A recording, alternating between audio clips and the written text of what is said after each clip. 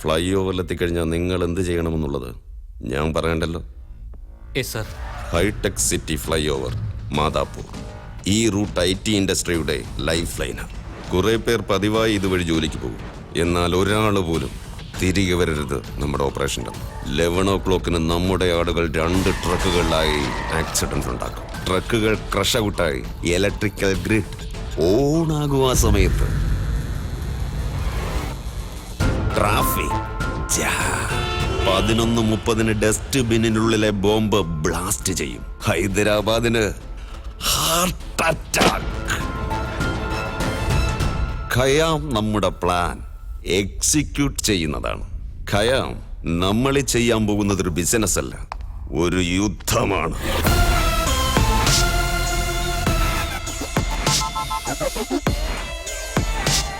Joao. ഇന്നുച്ചയ്ക്ക് 12 മണിക്ക് ഹൈദരാബാദിൽ.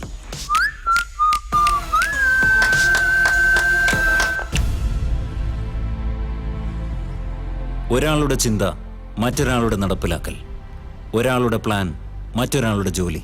ഇതാണ് അവരുടെ ഫൈറ്റ്, അവരുടെ സ്റ്റോറി. പക്ഷേ പതിയെ പതിയെ അത് എൻ്റെ സ്റ്റോറിയായി മാറി. കാരണം അവളാണ് ആ ഒരു പെണ്ണ്. നിങ്ങൾക്ക് ആ സിറ്റുവേഷൻ മനസ്സിലാകണമെങ്കിൽ എൻ്റെ കഥ അറിയണം. നമ്മുടെ രാജ്യത്തിൻ്റെ അഭിമാനം, പ്രൗഢിയുടെ ഔപചാരിക അടയാളം, നമ്മുടെ നാഷണൽ ഫ്ലാഗ്. എൻ്റെ ഈ ചെറിയ കഥയിൽ നമ്മുടെ നാഷണൽ ഫ്ലാഗിന് ഒരു പ്രാധാന്യമുണ്ട്. അന്ന് August 15 ആയിരുന്നു. ഞങ്ങളുടെ സ്കൂളിൽ കൾച്ചറൽ ഇവൻറ്റ്സും സ്പോർട്സും സംഘടിപ്പിച്ചിരുന്നു. Cricket match. ഇത് ഞാൻ, ഇതെൻ്റെ ശത്രു, അതായത് എൻ്റെ ചേട്ടൻ. ഒരു ടീമിന് നിന്നെ കൊണ്ട് പ്രയോജനമില്ല. നീ ഏത് ടീമിലായാലും ആ ടീം തോക്കും. ഓരോ ബോളിന് 2 റൺ വീതം എടുക്കണം. നന്നായി കളിക്ക്. എന്റെ ചേട്ടന്റെ വിചാരം ഞാൻ ഏത് ടീമിലായിരുന്നാലും ആ ടീം തോൽക്കുമെന്നാണ്. ഗെയിമിനേക്കാളും എനിക്ക് എന്റെ ടീമായിരുന്നു ഇമ്പോർട്ടന്റ്. എനിക്ക് എന്റെ ടീം ഇഷ്ടപ്പെട്ടില്ലെങ്കിൽ എതിർ ടീമിനെ ജയിക്കാൻ ഞാൻ സഹായിക്കും. അതിന് ചേട്ടൻ എന്നെ വഴക്കം പറയും. എന്റെ ജീവിതത്തിലുണ്ടായിരുന്ന ഏക excitement my future wife. India is my country.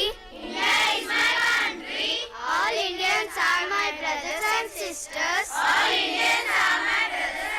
ഒരു പെണ്ണൊഴികെ.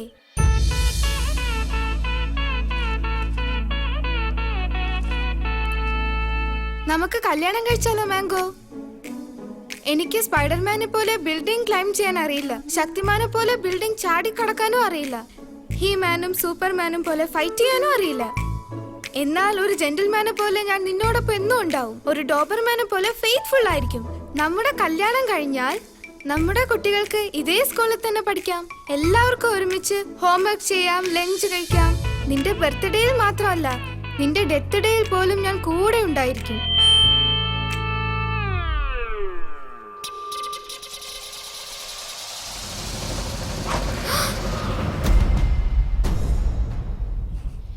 കല്യാണം കഴിക്കണോടാ നിനക്ക്? വേണോടാ? നിനക്ക് പെണ്ണ് കെട്ടണോ? ഇനി ഒരു തവണ കൂടി ആവർത്തിച്ചാലുണ്ടല്ലോ.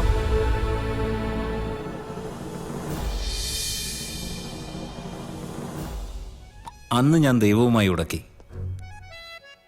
എല്ലാ ചേട്ടന്മാരെ പോലെയും എൻ്റെ ചേട്ടനും ഒരു സാഡിസ്റ്റ് ആയിരുന്നു. ആ ഇഡിയറ്റ് കാരണം എനിക്ക് എൻ്റെ മാംഗോയെ നഷ്ടപ്പെട്ടു. ആ ടോർച്ചർ കൂടാതെ അവൻ എനിക്ക് വീട്ടിൽ ട്യൂഷൻ എടുക്കാനും തുടങ്ങി. പഠിച്ചില്ലെങ്കിൽ നിന്റെ ലൈഫ് വേസ്റ്റ്. ഇവനെ നോക്ക് ഡാഡ്, ഇവനിപ്പോ സെക്കൻഡ് സ്റ്റാൻഡേർഡിലാ. കൗണ്ട് ചെയ്യാൻ പോലും ഇവൻ അറിയില്ല. അവൻ ബയോളജി പഠിപ്പിച്ചു, ഞാൻ ചെടികളെ പോലും വെറുത്തു. അവൻ സിവിക്സ് പഠിപ്പിച്ചു, എന്റെ ദേശസ്നേഹം പോയി. അവൻ മാത്സ് പഠിപ്പിച്ചു, ഞാൻ റെക്ലെസ് ആയി. 1 മുതൽ 10 വരെ കൗണ്ട് ചെയ്യ്. 1 2 3 4 5 6 7 8 9 10. Jack, queen, king.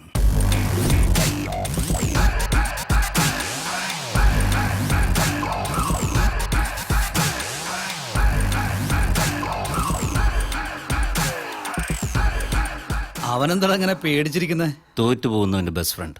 ഭയം. അപ്പൊ ഒരു വിന്നറിന്റെ ബെസ്റ്റ് ഫ്രണ്ട്? ബാധ്യത. എന്തിനാടാ ഡയമണ്ട് 7 എഴുതിയത്? അവന്റെ നെക്സ്റ്റ് കാർഡ് ഡയമണ്ട് 7. ഡയമണ്ട് 7 തന്നെ എടുത്തലോടാ അവൻ.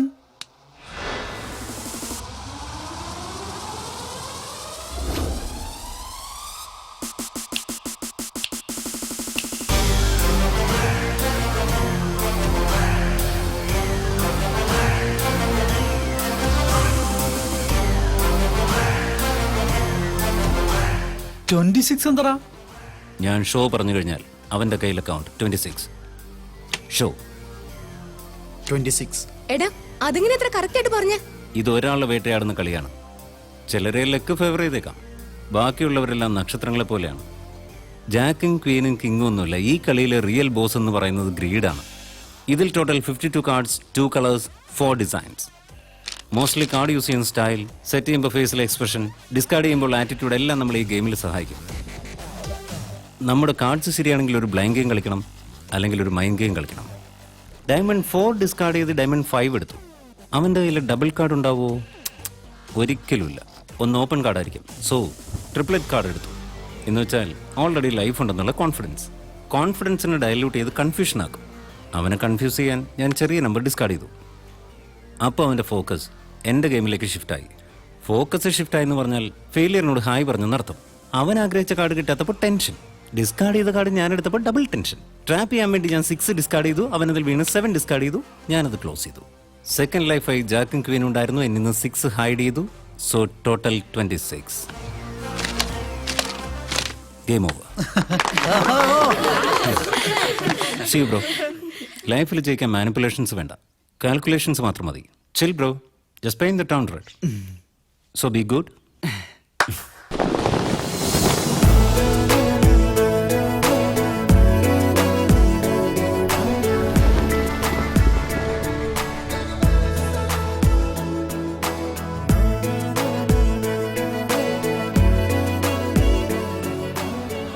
ഫ്ലാഗ് കണ്ടാൽ ഏതൊരാൾക്ക് നാഷണൽ ആന്തം പാടാനാ തോന്നുക, അല്ലെങ്കിൽ സല്യൂട്ട് ചെയ്യാൻ തോന്നുമായിരിക്കും.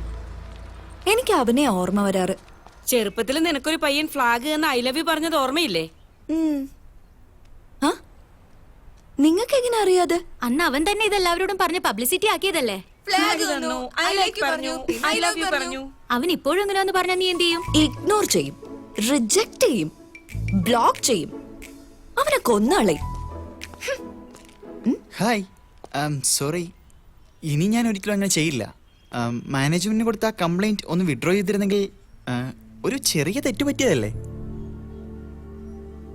തെറ്റ് പറ്റിയെന്നോ? അത് ചെറിയ തെറ്റാന്നാ പറയുന്നേ? ഇവൻ എന്താ പറഞ്ഞേ? നിന്റെ ഫിഗർ ഭംഗിയായിട്ടുണ്ടെന്ന്. ഫിഗർ എന്താടാ ഈ ഫിഗർ? ഫിഗർ എന്താന്ന്? അപ്പൊ പെണ്ണുങ്ങള് പാവകളാ? അവരെ വിൽക്കാന്നാ? ഫിഗർ ആണത്രേ. അവർക്ക് റെസ്പെക്ട് നൽകണോടാ. എത്ര നാര്യാസ്തു പൂജ്യന്തേ രമന്തേ തത്ര ദേവത. അവരെ ആദരിക്കുന്ന സ്ഥലത്തെ ദൈവം ഉണ്ടാവൂന്ന. ഫോൺ ഫിഗർ ആണത്രേ. Margaret torture. അമ്മമ്മേ ഹായ്. മിണ്ടരുത്. ഹായ് ഹലോ ഒക്കെ നിർത്തിക്കോണം. നമസ്കാരം നമസ്കാരം പറഞ്ഞാ മതി. നമസ്കാരം എന്റെ അമ്മമ്മ കുട്ടി. ഇത് നമസ്കാരമല്ല, വികൃതിയാ നിന്റെ അഹങ്കാരം. അമ്മമ്മ കോപം വരുമ്പോൾ എത്ര സുന്ദരിയാണെന്ന്. നീ വിവാഹ മണ്ഡപത്തിൽ ഇതിലും സുന്ദരിയായിരിക്കും. ഞാൻ പറയുന്ന കല്യാണത്തിന് ഇനിയെങ്കിലും നീ ഒന്ന് സമ്മതിക്കുന്നെത്തിയേ. ഹാപ്പി ആയിട്ട് ജീവിക്കാൻ കഴിയും നിനക്ക്. ഇനി 1 മണിക്കൂറിനുള്ളിൽ നിന്റെ പെണ്ണുകാണൽ നടക്കാൻ പോവാ. എന്താ? അമേരിക്കന്ന പയ്യൻ വരാൻ പോണേ. അങ്ങ് അമേരിക്കന്ന്. അവൻ നിന്നെ കണ്ട കൊത്തിക്കൊണ്ട് പറക്കും. ഞാൻ പറഞ്ഞേക്കാം. കയറ് ഫാനിൽ കെട്ടി ഞാൻ റെഡി ആയിരിക്കാ. നീ പെണ്ണു കാണാൻ വന്നില്ലെങ്കിൽ ഞാൻ ആ കയറ് തൂങ്ങി ചാകൂടി. നേരാണോ? എന്താടി അമ്മമ്മ, നിങ്ങൾ മരിച്ചാൽ എനിക്ക് ബോറടിക്കുന്നേ. എന്താടി ബോറടിക്കുന്നാ? വേഗം വീട്ടിലേക്ക് വന്നോ. അമ്മമ്മ അമ്മമ്മ പ്ലീസ്. നീ വന്നില്ലെങ്കിൽ സത്യമായിട്ട് ഞാൻ കെട്ടി തൂങ്ങി ചത്തു കളയും. വേഗം ഒന്ന് വീട്ടിലേക്ക് വാ മോളെ. അപ്പ ഈ പയ്യന്മാര് പെണ്ണ് കാണാൻ വരുന്ന എനിക്ക് തീരെ ഇഷ്ടമുള്ള കാര്യമല്ല. എടി, പെണ്ണ് കാണാൻ എനിക്ക് ഇഷ്ടല്ലാന്ന്. ഓ യു നോ ഗേൾസ്, ഒരു 5 ഇയേഴ്സിനുള്ളിൽ ആണുങ്ങളെ പെണ്ണുങ്ങളെ പോയി കണ്ട് മാരേജ് ഫിക്സ് ചെയ്യും. നടക്കില്ല. അതൊരിക്കലും നടക്കുമെന്ന് എനിക്ക് വിശ്വാസമൊന്നുമില്ല. വിധി ഉണ്ടെങ്കിൽ ഒരു നാരങ്ങയ്ക്ക് പോലും നിന്റെ ജീവൻ രക്ഷിക്കാൻ കഴിയുമോനെ. ലെമൺ, സിട്രസ്, വിറ്റമിൻ സി, നമ്മുടെ ബോഡിയിൽ കിടത്തൽ മെഡിസിൻ. അത് കാറിൽ കെട്ടി റോഡിൽ ക്രഷ് ചെയ്താൽ പൊല്യൂഷൻ. അമ്മേ ദുർഗാമാതേ, കൃഷ്ണ, കൊച്ചുനാള് മുതലേ ഞാൻ നിന്റെ ജാതകം നോക്കുന്നതാ. നിനക്ക് നല്ലൊരു ഫ്യൂച്ചറുണ്ട്. അതുകൊണ്ടാണ് ഞാൻ നിന്നെ തേടി ഇവിടെ വരെ വന്നത്. ഞാൻ പറയുന്ന കേക്ക്.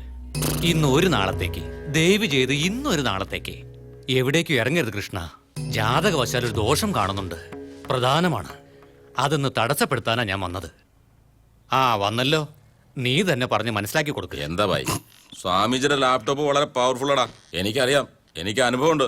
റൗഡിസത്തിന്റെ കത്തയായി നടന്ന എന്നെ എന്റെ തലവരെ മാറ്റി എഴുതി ഈ ക്ഷൗരക്കത്തിൽ എത്തിച്ച ഇദ്ദേഹം. ഈ കട തുടങ്ങാൻ പറഞ്ഞതൊന്നും ഈ സ്വാമി തന്നെയാ. ഡാ നീ അയാള് പറയുന്നൊന്ന് കേക്കടാ. എടാ നിനക്കും ഇതെന്താടാ എന്റെ സ്വാമി എന്തൊക്കെ പറയുന്നത്? ഹൊറോസ്കോപ്പിന്റെ പേരിൽ എന്നെ ഹൊറർ പടം കാണിക്കുക. I love you. ചേട്ടാ എന്റെ മുടി കുളവാക്കാത്തതിന് എന്ത് തരണം? 200 മതി. ആ എന്നാ പിന്നെ ആയിക്കോട്ടെ, വെട്ടിക്കോ. ഇനി വെട്ടണമെങ്കിൽ 300 വേണം. വല്ലാത്ത ഡെവലപ്മെന്റ് ആണല്ലോ. എന്നാ സ്വൈപ്പിംഗ് മെഷീൻ ഒന്നും വർക്ക് ചെയ്യണില്ല. എന്നാ പിന്നെ അടുത്തവണ വരാം. അങ്ങനെ പറയരുത്. അങ്ങനെ പറഞ്ഞ ഞാൻ തെണ്ടിപ്പോവും. ATM അടുത്തുണ്ടല്ലോ. കാശിന് അത്യാവശ്യം വാടക കൊടുക്കാനുള്ളതേ. ഒന്ന് പോയി എടുത്തോണ്ട് വാ. ശരി. ഫേസ് എന്താ ഇങ്ങനെ ഇരിക്കുന്നത്? എന്താന്ന് വെച്ചാ പറ. ഒരു തവണ എൻ്റെ കൂടെ അമ്പലത്തിലേക്ക് വാ. അമ്മയ്ക്ക് അഭിഷേകം നടത്തി പ്രാർത്ഥിക്കും. നീ വിശ്വാസിയല്ലെന്ന് അറിയാം എനിക്ക്. എന്നാലും അമ്മയെ പോയി ഒന്ന് തൊഴണം മോനെ. അവരെ പോയി തൊഴുത് പ്രാർത്ഥിച്ചാൽ അമ്മ നിന്നെ കാത്തോളും മോനെ. പ്ലീസ് പ്ലീസ് ഒന്ന് ചെല്ല്. അയാൾ കരയാൻ തുടങ്ങി. ഞാൻ ATM പോയി കാശെടുത്ത് കൊടുക്കട്ടെ? നിങ്ങളുടെ ദേവിയോട് ഒരു 5 മിനിറ്റ് വെയിറ്റ് ചെയ്യാൻ പറ.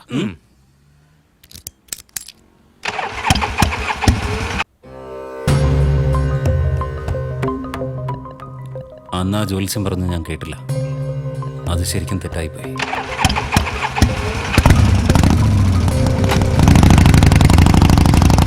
ചണ്ടി, അവൾ കോളേജിൽ നിന്ന് വീട്ടിലേക്ക് തിരിച്ചോ ഇല്ലയോ എന്ന് വേഗം വിളിച്ചു ചോദിക്ക്.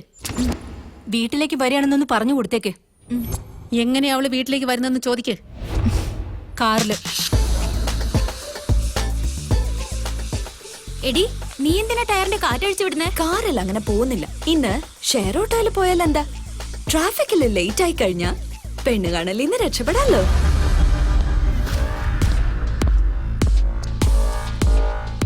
മനസ്സിലാവുന്നുണ്ടോ? ഇന്ന് നിങ്ങളുടെ ട്രാഫിക് ഡിപ്പാർട്ട്മെന്റിന് അൺഒഫീഷ്യൽ ഹോളിഡേ. ഇന്ന് വയർലെസ് സെറ്റ് ഒന്നും വർക്ക് ചെയ്യരുത്. ട്രാഫിക്കിന്റെ റിക്കവറി വാനല്ല ഇന്ന് പുറത്തേക്ക് പോണം. ഇന്ന് നമ്മുടെ ഡിപ്പാർട്ട്മെന്റിനൊക്കെ അൺഒഫീഷ്യൽ ഹോളിഡേയാ. കാര്യം എന്താ?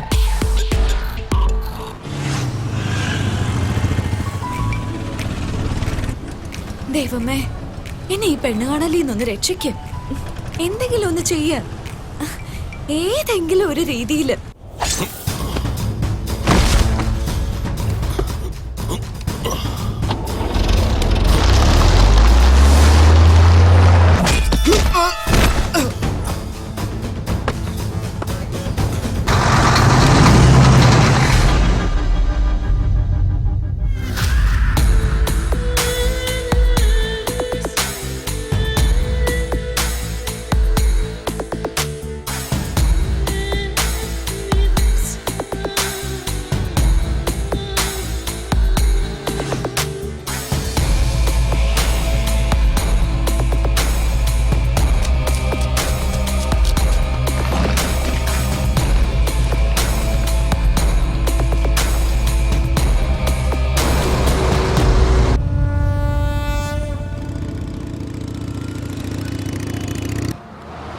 മൂടിപ്പൊതിച്ചത് ഇങ്ങോട്ട് പോകും. ഇതൊക്കെ പണ്ടായിരുന്നെങ്കിൽ അപ്സരസും ദേവതാന്നൊക്കെ വിളിക്കാൻ പറ്റുമായിരുന്നു. ആ ഇപ്പം എന്തൊക്കെയാണ്? Fashion Queen, pretty Queen, beauty Queen. ഇനി ഇതിലെങ്ങാനും എൻ്റെ മാങ്ങ ഉണ്ടാവോ? ഓ എന്തൊരു ചൂടാണോ. എന്നിട്ട് AC ഇടാണ്ട് കാർ ഓടിക്കണം. എന്തൊരു പിച്ചാണപ്പവൻ. ശേ, മനുഷ്യനോട് ഒന്ന് കരിഞ്ഞു ഉണങ്ങണം. ഞാനാണ് ഈ കാർ AC ഇട്ട് ഓടിക്കുള്ളൂ.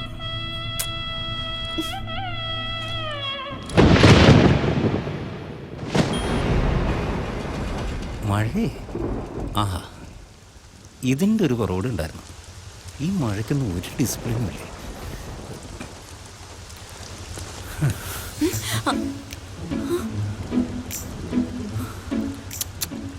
ഇന്നയാൾ ശരിക്കും ലക്കിയ.